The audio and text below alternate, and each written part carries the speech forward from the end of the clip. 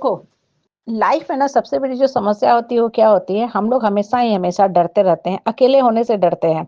इसलिए क्या करते हैं, हम सत्य नहीं बोलना चाहते हैं, सत्य को सीने में छुपा के रखते हैं और अंदर ही अंदर घुटते रहते हैं, और जो असत्य बोले वाले पापी पाखंडी लोग हैं ना, उनके ग्रुप में बैठे रहते हैं। और जितना ज़्यादा उनके ग्रुप में आप बैठते हो ना, आप खुद में फ़ील करोगे कि आपको अंदर से एक घुटन सा हो रहा है, आपको अंदर की आत्मा की आवाज़ आपको धिक्कार रही हो कि ये तुम क्या कर रहे हो, किन बेकार के बहियात के लोगों के साथ बैठे हुए हो। इन द मीन टाइम होता क्या है ना, कि आप निकलना तो चाहते हो, लेकिन उतना ज़ोर से, पावर से, शक्ति से आप बाउंस बैक नहीं कर पाते हो। क्यों? क्योंकि आप अपनी आत्मा की आवाज़ को बार-बार दबा रहे हो, और दूसरी तरफ आत्मा आपको बार-बार ढकेल रही है कि उठो, चलो, निकलो, भागो, इन पापी पाखंडियों के साथ क्यों बैठे हुए हैं? जैसे कर्ण की आत्मा जो थी ना, हमेशा उसको गलत करने से रोकती थी कि तुम कर्ण, तुम क्यों दुर्योधन के साथी बन के बैठे हुए हो? हाँ, कौरवों के साथ मत बैठो, इस सभा से उठ खड़ा हो। वो भी जानता था, लेकिन उसके पास वो शक्ति नहीं थी, या यूँ बोलो कि वो अपने मित्र के एहसानों से दबा हुआ था। इसलिए बोलते हैं ना कि कभी भी किसी का गलत चीज़ नहीं स्वीकारना चाहिए। अगर आप गलत का खाओगे, घूस का खाओगे, तो आपको उसके हाँ में भी हाँ करना पड़ेगा। कहने का मतलब क्या है ना, जब असत्य पाखंडियों के साथ आप बैठोगे ना, तो ना चाहते हुए भी आपको कुछ ऐसे कर्म करने पड़ेंगे जिसके लिए आपकी आत्मा आपको स्वीकार नहीं कर रही है। और हमेशा ध्यान रखो कि सत्य के रास्ते पे चलने वाले आदमी अकेले ही चलते हैं, और उन्हीं का नाम इतिहास में भी दर्ज होता है। माँ सीता सत्य के रास्ते पे थी, अपने पतिव्रता धर्म का पालन की, पति को परमेश्वर मानी, अकेले श्री राम के साथ बन गई, वहां वनवास काट के 14 साल बाद आई। कभी उन्होंने सुख नहीं जाना, अभी महल में आके विश्राम करना ही शुरू हुई कि फिर से उनके भाग में वनवास लिख दिया गया, और फिर से वो वन में चली गई, और लौ कुश जैसे 2 संतानों को जन्म दिया, परवरिश की, पाली, और बहुत अच्छे शिक्षा और संस्कार उन लोगों को देके फिर से धरती से निकली थी, धरती में ही समाहित हो गई। अब देखो ये क्या बताया? ये बताया कि जो सीता माँ थी सत्य के रास्ते पे चली, इसलिए पूरा जीवन उन्होंने संघर्ष ही किया, और एक बहुत अच्छा-सा आदर्श प्रस्तुत करके गई वो। क्या प्रस्तुत की? कि अपनी मान-सम्मान पे कभी आँच मत आने दो। अकेले रहो, बन-बन भटको, फर्श पे सो जाओ, लेकिन मान-सम्मान पे आँच आने मत दो। जब भी कोई आपको गलत बोलता, अपमानित करता, अपशब्द बोलता है, तो आप उसको जवाब देना सीखो। हमेशा कोई ज़रूरी नहीं है मुँह खोल के ही जवाब दे। बहुत बार साइलेंट ट्रीटमेंट आदमी देता है, मतलब उस सभा से उठ के चला जाता है, वही सबसे बड़ा उस इंसान के लिए जवाब है।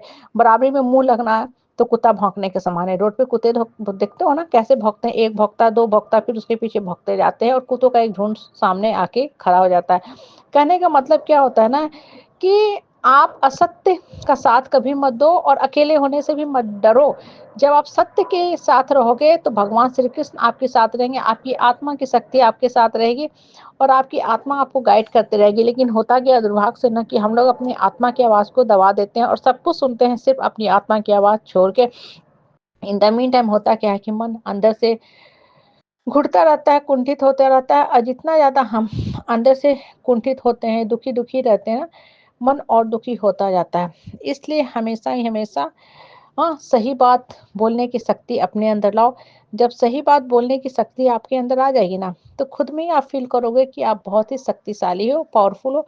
आपको फिर दूसरे के आगे लल्लू-चप्पू ये सब कुछ करने की ज़रूरत ही नहीं पड़ेगी। आप अपने अंदर सब कुछ समा सकते हो। मन की बात आप कह सकते हो, और सही तौर पे कह सकते हो। इसलिए बोलते हैं ना कि लोग क्या कह रहे हैं, नहीं कह रहे हैं, क्या सोचेंगे, इन सब सोच से आप निकल लो। और जब आपकी आत्मा में शक्ति आ जाती है ना, तो बेकार के बहियातों के लोगों की आपको चापलूसी, चाटुकरी, चमचाई करने की भी ज़रूरत नहीं है। और देखोगे घर परिवार में ना बेकार लोग ज़्यादा होते हैं, जो फालतू की बात करते रहते हैं। सीधा-साधा बात करोगे तो कभी भी कहीं भी दिक्कत नहीं होगी। बेकार की बात करते रहते हो, इसलिए आपका दिमाग भी डैमेज होता है, माइग्रेन जैसे अटैक आते हैं, क्योंकि ऐसे लोग फालतू होते हैं, कभी भी किसी की मदद करने को तैयार नहीं होंगे। फेसबुक पे सबसे पहले फ़ोटो पे क्लिक करेंगे, लेकिन जब जीवन में साथ देने की बात आएगी ना, तो सबसे पहले ऐसे लोग पीछे हट जाएँगे। ऐसे लोग कभी साथ आपका नहीं दे सकते हैं। इसलिए सत्य का सामना करो। हाँ, सत्य में कृष्ण बैठते हैं, सत्य में भगवान बैठते हैं, सत्य के अंदर आपकी आत्मा की शक्ति समाहित होती है।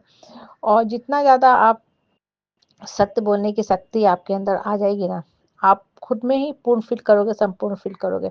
आपको अकेलापन जैसा जो बीमारी है होती है ना, कि हम अकेले रह गए, कोई नहीं पूछ रहा, ये नहीं कर रहा, वो नहीं कर रहा, उससे आप निकल पड़ोगे।